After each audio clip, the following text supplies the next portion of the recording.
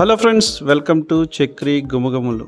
Friends, ఈరోజు మనం ఎంతో సింపుల్గా ఎక్కువ ఇంగ్రీడియంట్స్ లేకుండా వెల్లుల్లి కారంతో టేస్ట్గా ఫాస్ట్గా చేసుకునే గుత్తి వంకాయ కూర అయితే మనం రెసిపీ చేసేద్దామండి. ఇది రసంలోకైనా సాంబార్లోకైనా అలాగే ఉత్తి రైస్లోకైనా చక్కగా మంచి టేస్ట్ ఇచ్చే గుత్తి వంకాయ కూర ఇది.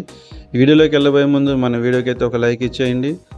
ముందుగా ఒక పాత్రలో నీరు తీసుకొని అందులో గల్లుప్పు అయితే వేసుకుందామండి. గల్లుప్పు వేసుకొని కరగబెట్టుకున్నాక మనం వంకాయలన్నీ కూడా పుచ్చులు లేకుండా చూసుకొని ఇందులో వేసేద్దాము. ఇందులో వేసి శుభ్రంగా కడిగేసి మజ్జిగ 4 ముక్కలుగా అయితే కట్ చేసి ఇందులో వేసుకుందాము. ఆ కట్ చేసినప్పుడే మనం చక్కగా చెక్ చేసుకుంటాం అనమాట. ముక్కలకి పుచ్చు ఉందా లేకపోతే లోపల ఏమైనా పుచ్చు ఉందా లేదో చెక్ చేసుకొని ఈ ఉప్పు నీళ్ళలో అయితే వేసేసుకోవాలి.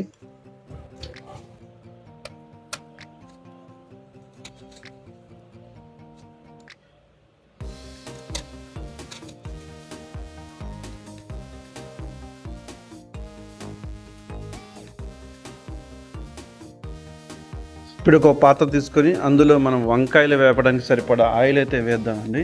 ఆ ఆయిల్ వేసుకొని అందులో మనం ఈ వంకాయలు వేసుకొని వంకాయ మధ్యలో మనం ఉప్పు అయితే పెట్టుకోవాలి. ఉప్పు పెట్టుకొని దాంట్లో వేయాలన్నమాట.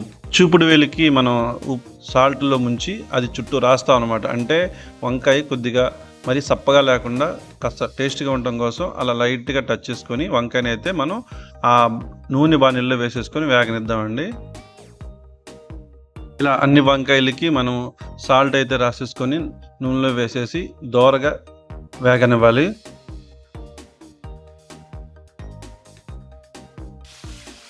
కొద్దిసేపు ఒక పక్క అయితే వేగిన తర్వాత మళ్ళీ కాయలు అయితే తిప్పుకుందాం. రెండో పక్కకి తిప్పుకుందాం. అన్ని కాయలు అలా చక్కగా అలా స్పూన్తో రెండో పక్కకి తిప్పేయండి. రెండో పక్క కూడా శుభ్రంగా వేగాలి కదా.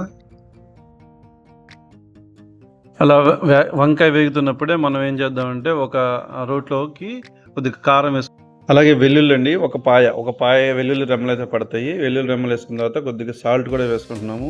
సాల్ట్ వేసుకున్నాక ఇందులోనే జీరా కూడా వేస్తామండి. జీరా వేసుకొని మొత్తం కూడా కలిసేలాగా మెత్తగా చక్కగా మసాలా ముద్దలా అయ్యేలాగా దంచుకుంటాం అనమాట. అది మొత్తం దంచుకున్న తర్వాత చివరిగా కొద్దిగా కరివేపాకు వేస్తాం. కరివేపాకు కూడా వేసి మెత్తగా దాన్ని కలిసే వరకు కూడా ముద్దలా దంచేసుకుంటాము.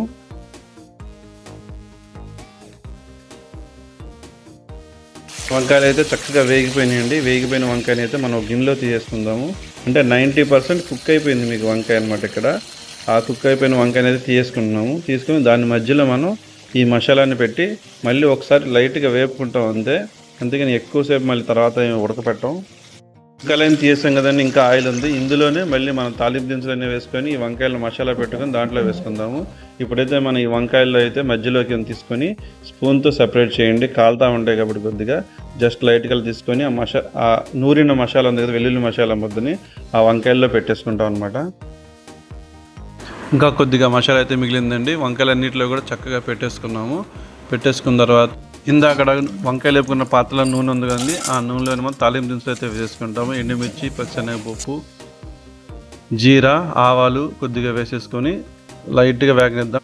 అవి లైట్గా వేగిన తర్వాత ఇందులో మనం ఇప్పుడు ఇంగువ కూడా వేస్తాం. ఇంగువను కరివేపాకు రెమ్మలు కూడా 4 వేసుకొని ఇందులో మనం ఆ వంకాయలని అయితే సిమ్లో పెట్టేసుకొని ఆ వంకాయల్ని ఇందులో కలిపేద్దామండి. కలిపేసి చూసారు చక్కగా లైట్గా మళ్ళీ సిమ్లోనే వేగుతున్నాయి అన్నమాట మన వంకాయలు.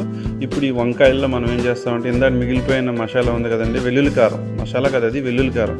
ఆ వెల్లుల్లి కారాన్ని దీనిపైన జల్లేసుకుంటాము. నూనెలో ఆ కారం కూడా వేగిన తర్వాత ఇప్పుడు మొత్తం వంకాయలన్నిటికీ పట్టేలాగా ఒకసారి బాగా కలిగి తిప్పేద్దామండి.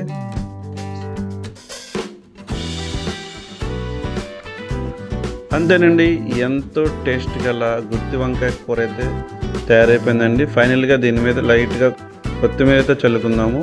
ఇది ఉల్లిపాయ అసలు వాడకుండానే చేసుకున్నామండి. రసంలో కానీ సాంబార్లోకైనా ఉత్తి రైస్లోకైనా సరే చాలా చక్కగా కలిసిపోతుంది కూర. అంతే టేస్ట్గా కూడా ఉంటుంది. చాలా చాలా బాగుంటుందండి. సింపుల్గా ఫాస్ట్గా అయితే చేసేసుకోవచ్చు. అలాగే ఈ వీడియోకి ఒక లైక్ ఇవ్వడం మాత్రం మర్చిపోకండి. కొత్తగా చూస్తున్న వాళ్ళు సబ్స్క్రైబ్ చేస్తారని మనస్ఫూర్తిగా కోరుకుంటున్నామండి.